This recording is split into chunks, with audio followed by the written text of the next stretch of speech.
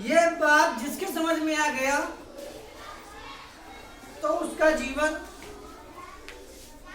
उसका गांव, उसका जिला, उसका राज्य, पूरा देश समझ जाएगा। समझ रहे हैं ना? Yes sir. आपस में मत लड़ो। इसी टॉपिक पे कहानी है जो आप लोग बहुत ध्यान से सुनेंगे और समझेंगे। ठीक है? Yes sir. हाँ।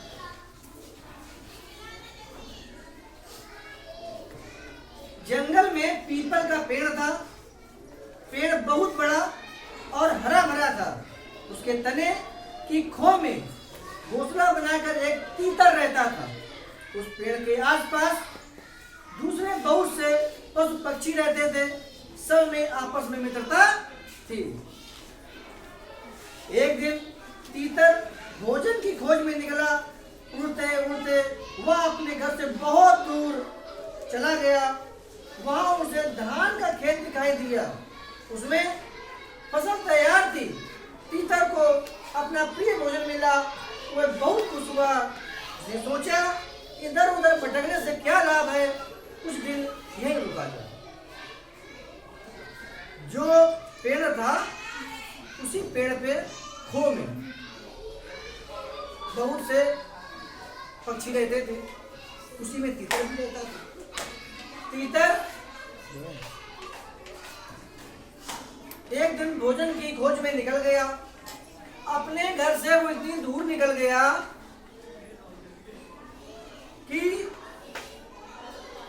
उसको उस जगह एक धान का खेत दिखाई दिया।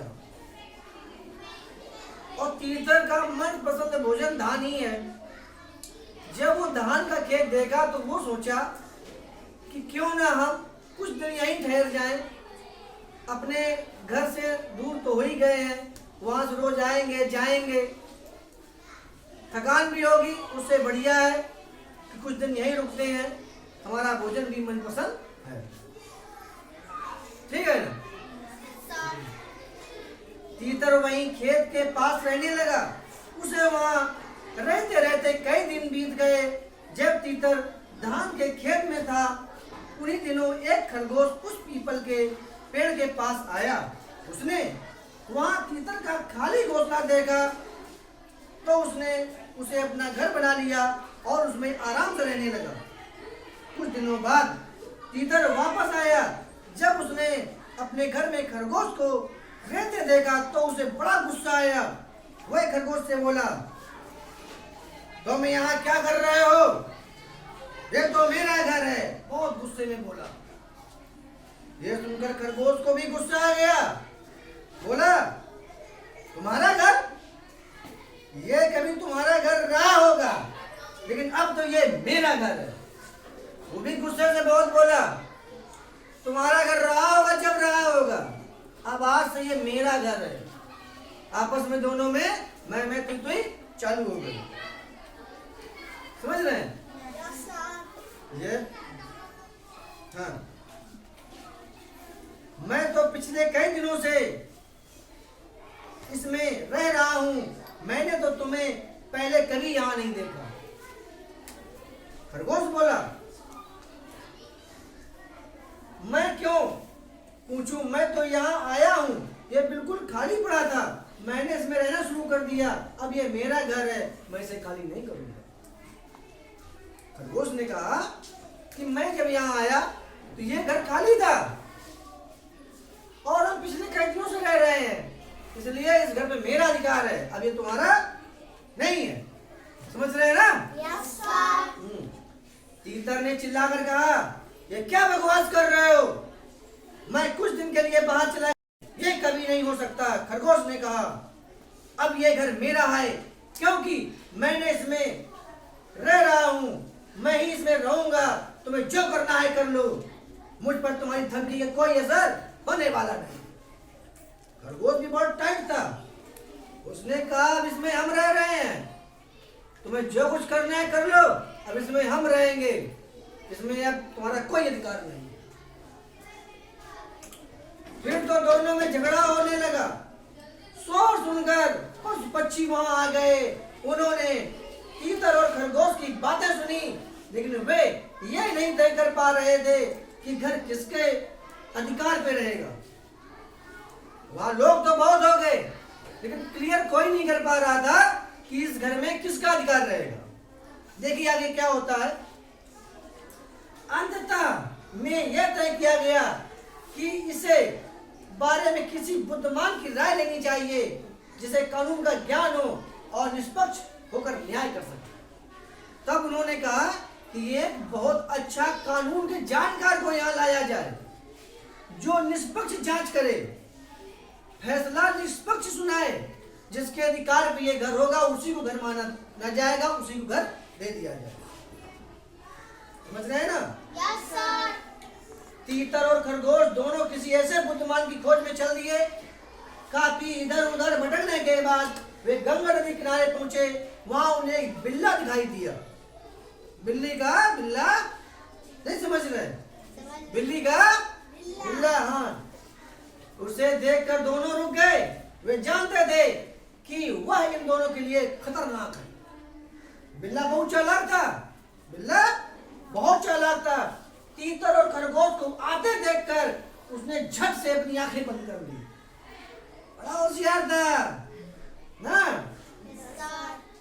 और इस तरह बैठ गया मानो भगवान का भजन कर रहा हो। ओ वासुदेवाय नमः। आंख बंद कर भगवान का ध्यान कर रहा था, झूठ मूठ का। नहीं समझ रहे हैं? हाँ, कि जैसे दोनों हाथ झपट्टा मार के खा जाए। समझ रहे हैं ना?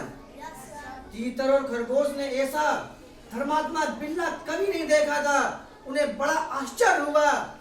फिर उन्होंने सोचा कि इधर उधर भटकने से कोई लाभ नहीं है, इस धर्मात्मा बिल्ले से ही अपना फैसला करा लिया जाए। जब उन्होंने देखा ये तो बड़ा धर्मात्मा लग रहा है, तो चलो इसी से हम लोग अपने न्याय की बात करते हैं। ठीक है ना? खरगोश ने कहा,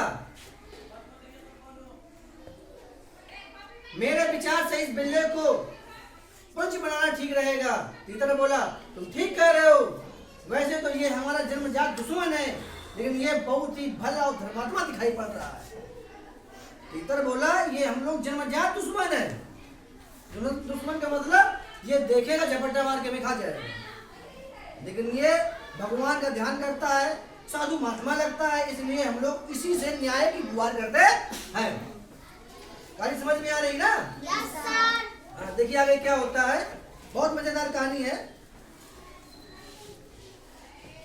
दोनों धीरे धीरे धीरे धीरे धीरे धीरे बिल्कुल धीरे धीरे, समझ रहे हैं ना? Yes sir. चले। बिल्ला चुपचाप ऐसे कहां तक पहुंचा है? हाँ, वो आँख खोल देख रहा है कहां तक आया। आंखें बंद करके बैठा था। जब वे दोनों उसके बिल्कुल पास आ गए तो बिल्ले ने अपनी आंखें खोली।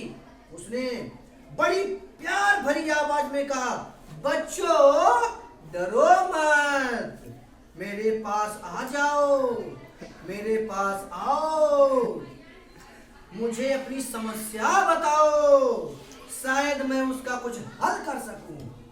देखिए कितने प्यार से कह रहा है ना?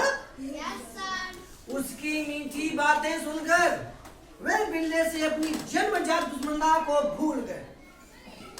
बिल्ले की मीठी मीठी बातें सुनकर तीतर खरगोश जन्मजात दुश्मनी को भूल गए और निडर होकर उसके पास चले गए। डर खत्म करके उसके पास चले गए। तब बिल्ले ने उन पर लगाई छलांग और दोनों को मारकर खा गया। कहानी यहीं से एंड होती है। इससे आपको क्या शिक्षा मिलती है? कि हमें आपस में लड़ना नहीं चाहिए और दुश्मन से हमेशा सतर्क रहना चाहिए। कभी भी दुश्मन पर हमें भरोसा नहीं करना चाहिए। कहानी कैसी लगी बच्चों? Very good.